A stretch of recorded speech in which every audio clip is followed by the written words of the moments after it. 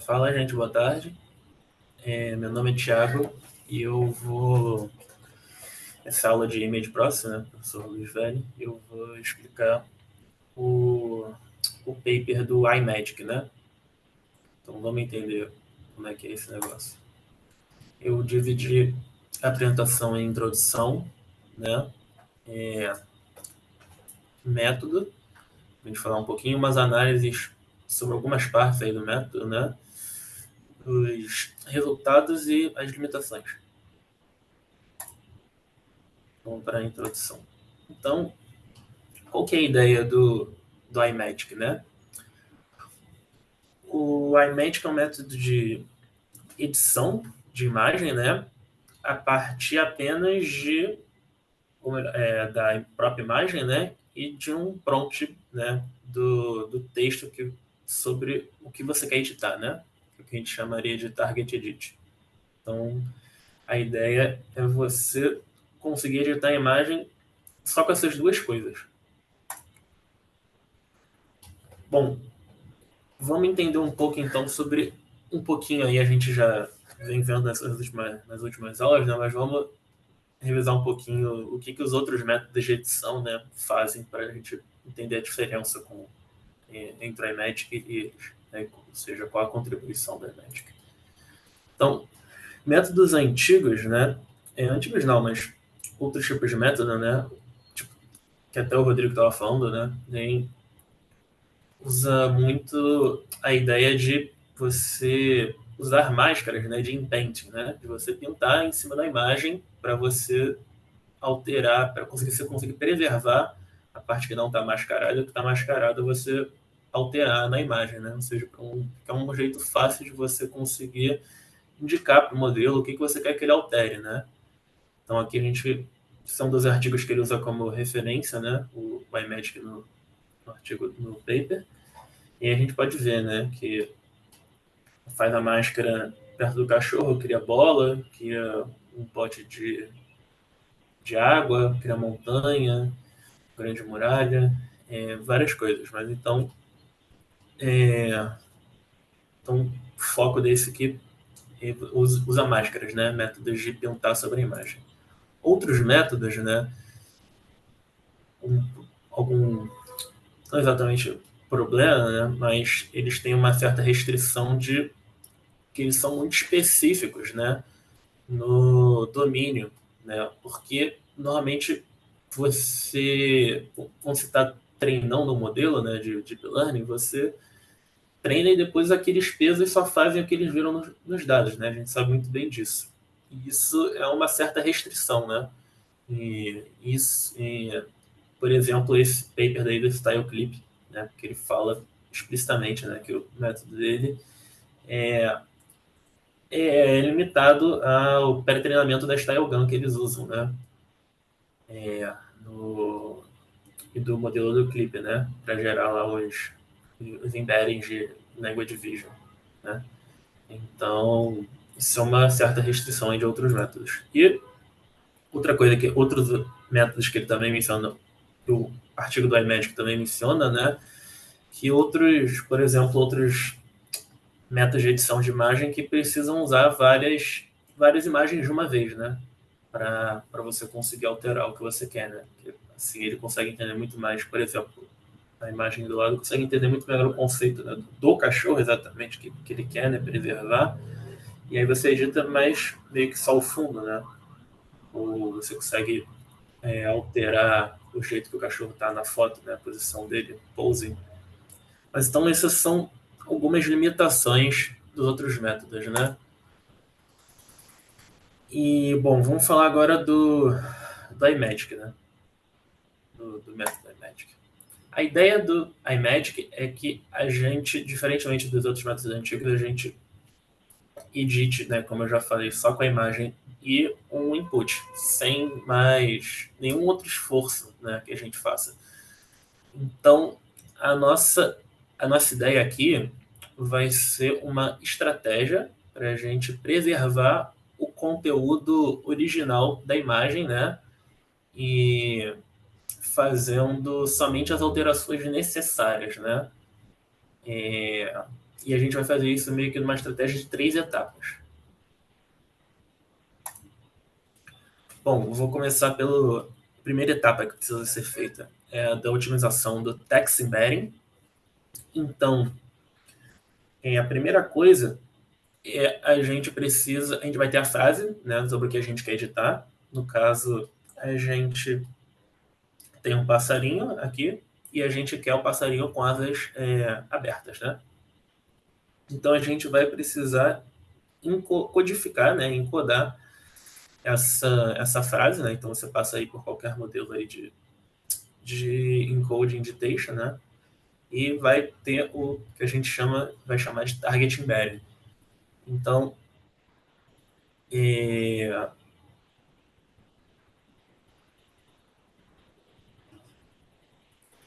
e aí o que a gente vai fazer? A gente vai otimizar esse embedding, né, congelando o modelo de difusão. Então, nesse caso daqui, né, o que a gente vai alterar, a gente vai fazer algumas etapas de treinamento, né, mas otimizando com base o target embedding. Então, no final, a gente vai ter um embedding meio que otimizado, né? Então, no final, o que a gente vai mudar é esse embedding aí textual, né? E por que eu vou fazer isso, né? É porque a gente vai otimizar de um jeito, né, que esse target embedding vai meio que se aproximar da nossa imagem de entrada, né? Então, toda a ideia aqui é a gente conseguir preservar o conteúdo da imagem nesse nosso encoding de texto, né? Então, essa aqui que é a grande sacada aí dessa etapa. E aí, após esse processo aí de treinamento, tipo, no código, né, em termos de código, a gente chama ali o addon, né? Ao invés de você passar os parâmetros para dentro do addon, você passa o embedding mesmo, né? E como é que a gente... E esse processo todo de difusão, né, e de otimização acontece usando aquela função de custo, né, que a gente já conhece, né, que é uma que de difusão que a gente está conhecendo, que é nada mais nada menos que o MSE, né, o Mean Square Error, pro pro noise predito e comparando com o noise target, né, que a gente adicionou, né, no caso a cada iteração. E aí esse backpropagation vai acontecer alterando o target, né. Então, acho que isso ficou bem claro. Então, beleza. A gente vai treinar de, com a ideia de que esse target embedding textual vai se aproximar da imagem e a gente vai depois obter um embedding textual otimizado para essa imagem, né? Aí agora, numa segunda etapa, a gente vai otimizar o modelo pré-treinado. Então agora a gente vai fazer o que a gente está acostumado, né? Só que, entretanto, esse embedding, esse e a gente vai usar o embedding otimizado nesse modelo pré-treinado, né? A ideia é que nesse fine tuning, o condicionamento, né, que a gente vai fazer nesse processo de difusão, vem do embedding otimizado agora. Mas esse embedding otimizado, ele não necessariamente vai levar a gente, né, vai fazer que o modelo tente predizer a imagem original. Porque esse embedding já foi otimizado, né? Então, a gente vai precisar mudar um pouco o modelo, né? Então, a ideia é que a gente faça esse fine tuning para que, com esse embedding otimizado, para que o modelo também consiga preservar bem as características da imagem original. Então, a nossa solução vai ser otimizar o modelo condicionado ao embedding otimizado aqui é o que... E a gente vai atualizar o modelo, né? Com isso. Isso é o que a gente meio que está mais acostumado, né? Que é o fine tuning, né? Que é diferente de ficar utilizando o embedding exatamente. Então, beleza. Agora, eu acho que esses dois pré-etapas, né?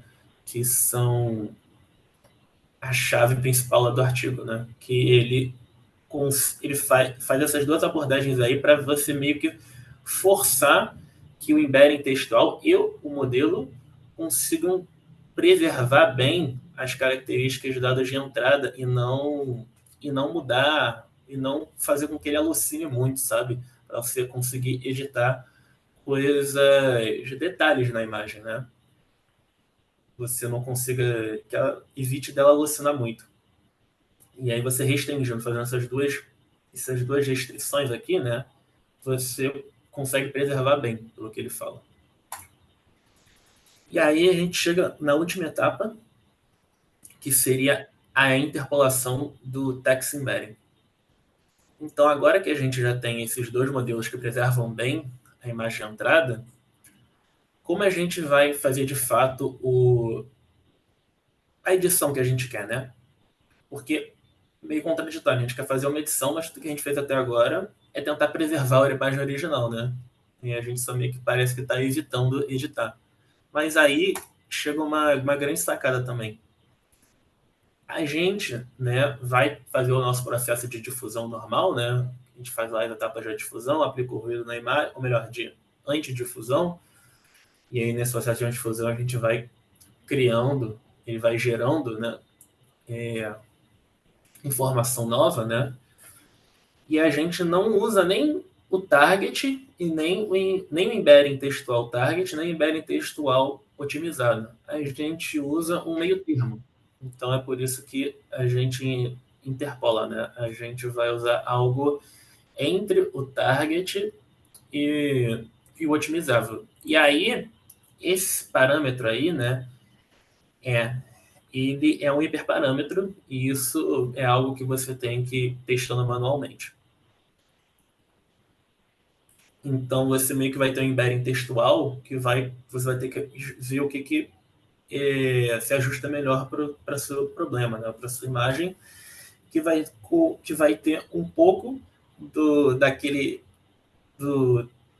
texto, né, puro, que seria a bird spreading wings, né? E o próprio embedding textual, né? Com isso, só que com um pouco mais da informação da imagem de entrada, né? Que ao fazer isso também deve destruir um pouco da informação textual, então por isso que você usa um pouco dos dois.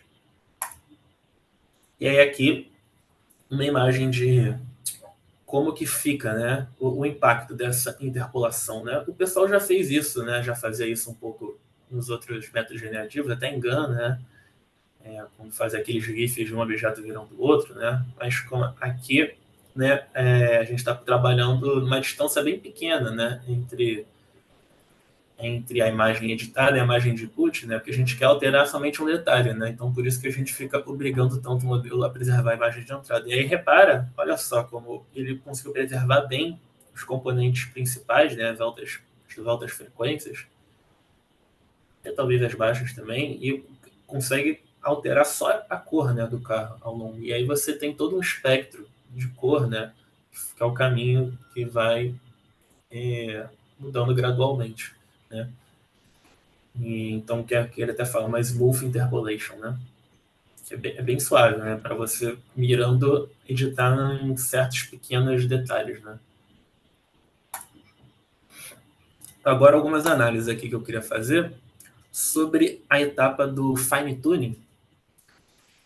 O autor ele fala sobre o impacto, né? Do fine tuning, né? Então, essa imagem daqui, né? Ela mostra bem para gente. A primeira linha é quando o modelo foi usado pré-treinado direto, né? Então você otimiza o embedding, mas você não faz aquele fine tuning, né, no embedding otimizado. E a linha de baixo, né, é exatamente a parte que foi fine tuning. Você repara que tem uma grande diferença de quando você usa e não usa a estratégia do fine tuning, né, a etapa 2 lá do fine tuning. Porque ele vai começando e vai mudando, sei lá, para uma fatia triangular, né? Vai começando mostrando fatia do pistache, fica bem mais verde, né? Distrai muito da informação original da imagem, né? Enquanto na linha de baixo ele continua preservando a estrutura, né? E o formato do bolo e vai mudando só a cor, né? E um tom de verde bem mais singelo, né? Do que o outro, que é um verde bem mais bem mais claro, né? Então é legal de ver que eles fizeram um estudo quanto a isso, né? E que e conseguiu ver o impacto, né? E também dá para ver aqui um pouco do, não é exatamente o que é o que essas duas, o que essa figura mostra, né? Mas dá também para ver o impacto da interpolação, né? E quando você pega né? Você está zerando isso aqui ficando só com target, né? Você tá, ou seja, sendo querendo somente o pistache cake, né? E aí você vai ter algo meio assim, mas mesmo assim ainda é algo bem mais controlado do que o de cima. Então, bem legal.